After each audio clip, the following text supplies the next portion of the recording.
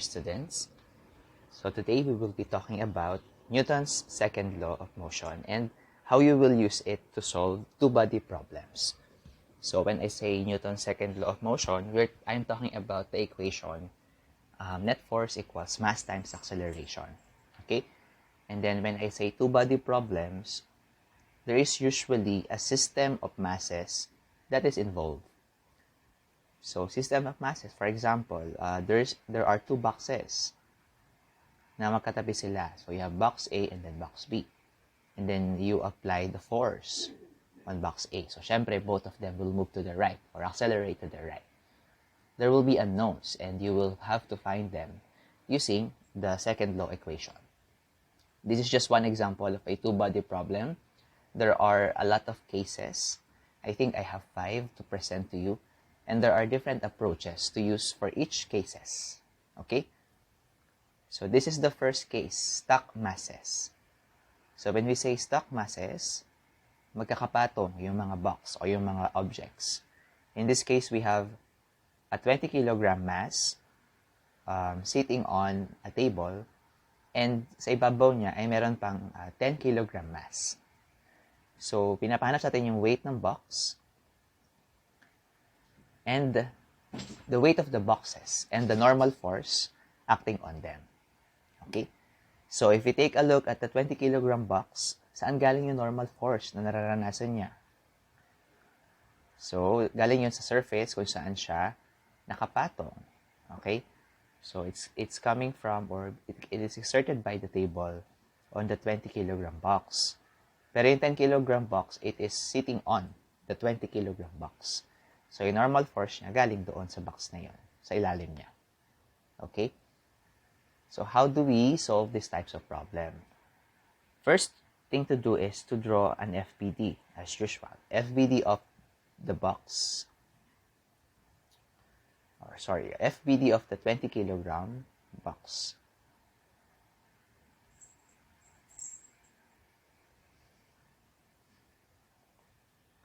Okay, so as we have said, there's a normal force, no? So this normal force is equal and opposite in direction of the weight. Di ba yung weight lagi siyang downwards? But we're not only talking about the weight of the 20 kilogram box here. Remember, nakapatong sa kanya yung weight ng 10 kilogram box. And this normal force will be equal to the combined weights of the two. Okay? So yung table, it is the boxes are exerting weight on the table, and the table in return will exert a normal force doon sa box na may contact sa kanya, which in this case ay yung 20 kilogram box. Now, let's do the FBD for the 10 kilogram box. So, ganun din yung FBD ko ng 20 kilogram box. But remember, yung 20 kilogram box ay yung aking, ganun din yung FBD ng aking 10 kilogram box rather. But remember, ang normal force ay galing sa 20 kilogram box kung saan siya nakapatong. And of course, we are only considering its own weight. Okay? After drawing the free body diagram, pwede na tayo mag-sum ng forces. Ano? Some forces along the Y. Bakit along the Y? Hindi along the X? Kasi po, nandun yung ating mga forces nasa Y-axis. And wala namang na-apply na force along the X-axis, diba? When I say sum the forces along the Y, or get the sum of the forces, I am asking you to list down all the forces na nakikita mo on the Y-axis. So, ano-ano yun? For the case of the 20 kilogram box, we have the normal force from the table and the combined weights, diba? So, of course, since ang mga forces ay vector quantity, you have to consider the direction. So, Fn is positive since upward siya, as you can see in your FBD. And then, the combined weights are both downwards, diba? So, ganito yung gagawin mo. The mass. I'm talking about the mass of the 20 kilogram box, which is 20 kilos. And the acceleration. Let's also sum the forces for this side. So again, there's an Fn positive minus the weight of the 10 kilogram box, the mass, which is 10 kilos, and the acceleration. So we all know kapag stack masses, they are static or nakapatong lang sila sa isa't isa. They are at rest on the surface.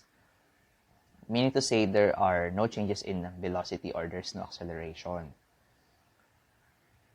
Mas madadali ang equation mo kasi magiging 0 na yung side na to ng equation, di ba?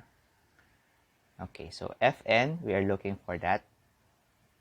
And then, ayun, the combined weights, which we have to solve. Sige, solve na natin yung weights ng dalawa. We already know the formula, mass times acceleration due to gravity. The mass in this case is 20 kilogram times 9.8 meter per second squared. I believe the answer will be 196 newtons. If I do the same for the 10 kilogram mass, I will get a weight of 98 newtons. So you can try this in your calculators, okay? Sige, due to lack of spaces, tatanggalin ko na, no? Itong, sasubstitute ko na siya dito. But of course, in your own computation, you have to be explicit. You have to show all of the procedures. Okay, the next step is to add, in this side, is to add 196 Newton on both sides of the equation, or as you would like to say, transposed, negative 196 on the other side. So it will become, the equation will become Fn plus, or let's remove the plus, 196 newtons. Okay, so that's Fn. And then this side, Fn, the net force experience, or the normal force experienced by the 10 kilogram box is 98 newtons, while that experienced by the 20 kilogram box is 196 newtons. Oh, it makes sense, no? Tama yung ating prediction kanina that the 20 kilogram box would, of course, experience a larger normal force kasi may nakapatong pa sa kanyang 10 kilogram mass. Ano? So, mas malaking normal force yung matatanggap niya from the table. Okay? So, this is your approach when solving problems involving stuck masses. Okay, now how about stationary or static suspended masses? So when we say static again, it is at rest, there are no acceleration, or the object is not accelerating. Suspended, syempre nakahang. Yes, it is suspended. Suspended using a string or a rope or a wire. In this case, we are talking about a 12 kilogram lantern. Siya daw ay nakatali from the ceiling gamit yung dalawang vertical wires, 2 vertical wires. What is the tension in each string? Sige. Maybe it will look like this, ano? If this is your ceiling. So now, how do we solve for these types of problems? So again, the first thing that you would do is to draw a free body diagram, FBD of the lantern.